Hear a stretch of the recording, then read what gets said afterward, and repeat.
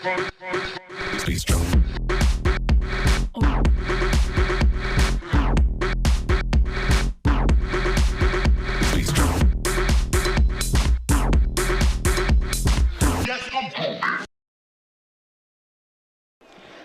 منتخب توجیکستان با میدان ماندالارسری استادیوم شهر ماندالای نظرناگیرانه در مقابل دسته میانمار وارد میدان شد و این را ما در دقیقه‌های اول احساس کردیم. با فوتبالبازی دسته میانمار این نظرناگیرانه یا خود خونگ‌نظری فوتبالبازی ما را به نظر گرفته با دروازه‌اش توپ‌های زیادی زدند. سوان لامانگ در دقیقه دهم حساب رو باز کرد. حالا ببینید محافظتگران ما خیلی بد بازی کردن. از جمله طرزی ما دیدیم اسکندر جلیلوف توپ از پای او حتی وارد دروازه شد.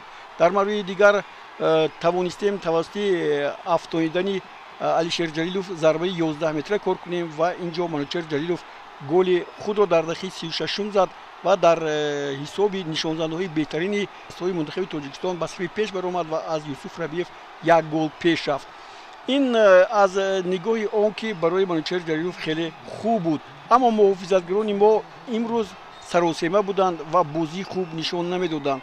در نتیجه باز یک گل دیگری سوان لامانگ آنها را به صف پیش برآورد و فوتبالبازان دسته منتخب میانمار که تا این دم به دروازه یگان دسته توپ نزده بودند، دروازه ما را زیر باران تیر گرفتند یا خود توپ گرفتند و همینطور هم شد که در نیمه دوم بازی آنها باز هم رنگ دیگر گرفت و در دقیقه 48 الکی آنگ سو گل دیگری را به ثمر رسانید و دسته ما را لال کرد در نزد بازی که ما از این دسته انتظار نبودیم. در حقیقت فوتبالبازان دسته منتخب تاجیکستان در این بازی امید داشتند که با آسانی غلبه میکنند. این امیدشان این گل سوم رو ما می‌بینیم که از جانب آنگ سو زده شد و دوستان گرامی در حقیقت خط محافظتی دسته منتخب تاجیکستان تماما کار نکرد.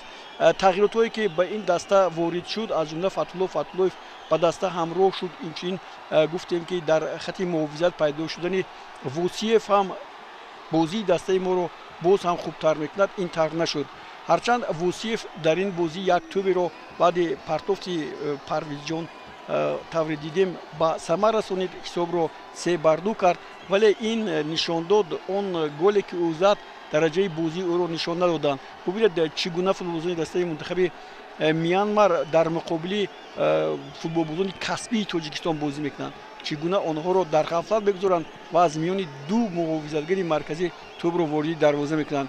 این ماون لیوین بود که توپ دیگر رو به ثمر رسانید و فوتبالبازان دسته میانمار فوتبالبازان دسته منتخب تاجیکستان رو با حساب 4-3 شکست دادند و این گل دیگری که باز جلیلوف در دقیقه 76 منوچهر زد و شماره توپ‌های خود را به 17 عدد رساند و ریکاردسمن گلزنی در حیطه نشان‌دهنده‌های دسته منتخب تاجیکستان گردید.